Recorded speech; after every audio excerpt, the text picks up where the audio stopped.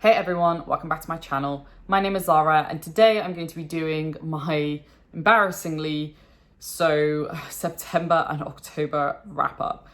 September was a really crazy month for me and so was October, and to be honest with you, I didn't really have time to film it, and I thought, you know what, let's just wait until the end of October and I can do the wrap up for both months. So without further ado, let's just jump right in. So in September I read 4 books. I had a decent reading month. You know, I had 2 5-stars, 1 3.75, and then I also had a 3-star. So we'll start with the 3-star first. The 3-star that I read was Promise of Blood by Brian McClellan. I actually did a review on this and I will link it down below. It was an okay book. The beginning was really good. It gradually just kind of fell apart for me. I will continue on with the series, but it's not going to be for a long while until I get there. The second book that I read was The Unexpected Guest by Agatha Christie, and I rated that at 3.75. I did not see that ending coming. It's a really short book. It's about 150 pages or something, but it's a really interesting premise. Did not see that ending coming. I like being surprised in thrillers. I hate it when I know what is going to happen. I had no idea what was going to happen, and I think it was a super satisfying ending. Because of that, I'm really excited to read more Agatha Christie as a result. The only difference is that this particular story is actually a play, and then it was novelized by a different author, but I don't think that really makes a huge difference. It's ultimately still in Agatha Christie's vision. So really great book. I really enjoyed it. The next 2 books, I gave them 5 stars, and it's interesting because I read one at the start of the month and one at the end of the month, and so it bookended my month of September, which is kind of cool. The first book that I gave 5 stars, which I read at the start of the month, and I have a review of this out, that is Red Country by Joe Abercrombie. I gave it 5 stars. It was a really great story, and you know, I think it's Abercrombie just doing Abercrombie, right? Abercrombie, for me, you can't really go wrong when you read his books, right? They're just bound to be a good time. The second 5 stars that I gave that I read at the end of the month, which I also have a review on, I will link that down below, is The Folding Knife by KJ Parker.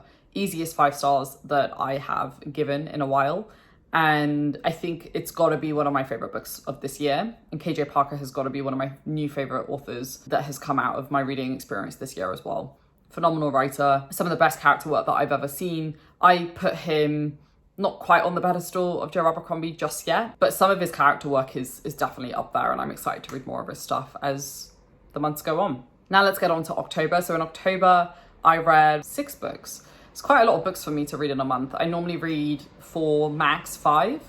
And I actually think this is the month that I've read the most books, apart from that 1 month where I took 1 week off and I read like 6 books in a week. I always feel, you know, it's a bit of an achievement for me when I read more than what I anticipate because my schedule is so irregular. Let's go into the books that I read. So I did rate them. So I rated, I'm just going to quickly go through. So I've got 1 3.25, 1 4, 1 5, 1 2.75, 1 3.75, and then there's 1 book which I'm still a little bit undecided on, but it's probably going to be like a 3.5. Without further ado, let's jump right in. It's pretty varied actually in terms of ratings, which is interesting.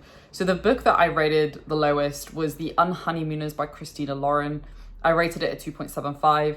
I just think that contemporary romance is not for me. I find them really forgettable. I find the characters really annoying. They are cookie cutter versions of each other in every single contemporary romance book, and it's just boring. It's not interesting to me. I actually even think 2.75 is maybe a bit too generous, but we'll just leave it at that. I really didn't like it, and I'm probably not going to read much more contemporary romance now as a result. I think it's just solidified that it's just not for me, which is fine. It's just not for me. The next book that I gave 3.25, and that was Endgame by Mallory Blackman. The series is called Noughts and Crosses, and it essentially inverts race. So black people rule, white people are the underclass, essentially. I think it's 6 books. Endgame is the last book in the series.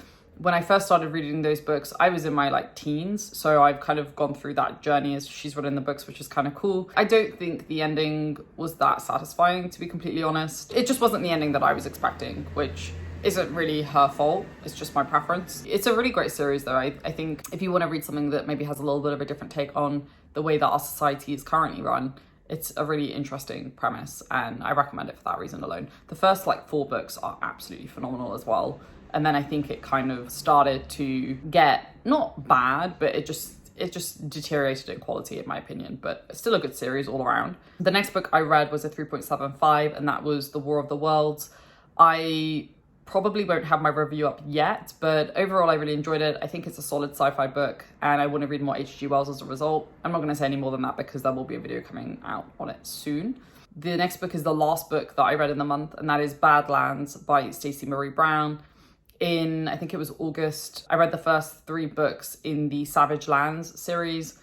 They're fantasy romance and they're really easy to read. They're the sort of book, if you don't take it too seriously, it can actually be quite enjoyable. The 4th one came out and I didn't even realize, but I got a notification and I bought it. And so I thought, you know what, I'm going to read it before I head to the US. It's a really heavy book. I don't know why it is. I think it's like the paper that they use in the book.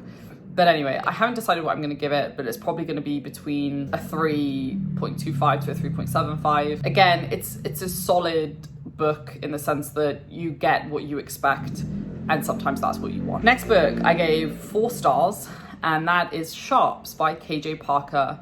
I have a review of this. I will link it down below.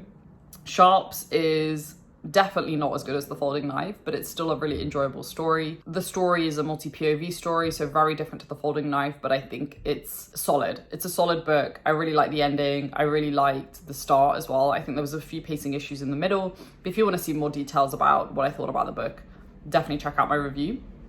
And then the last book that I read, and this wasn't in order by the way, this was in order of rating. The last book that I read, which I gave 5 stars, was The Sisters Brothers by Patrick DeWitt, which I have a review on that live already. Amazing book, easy 5 stars. I think it's a really palatable Western, tackles some really interesting themes, and the characters are really well executed. Really great book. And again, if you want to see more details, take a look at my review down below. So that's it. I read 10 books over 2 months, which is pretty good for me. I was pretty happy with my reading over the past 2 months. I've had some pretty great reads. I've had some less great ones, but I think the quality bar is definitely more on the like positive side rather than on the negative side, which is good. But let me know what you read over, you know, maybe leave out September, but what you read over October. I'm always curious to hear what you guys are reading and what you're loving and what you're not loving. So let me know down below and we'll chat there. I hope you all have a lovely day. Stay safe, take care, and I'll speak to you soon. Bye.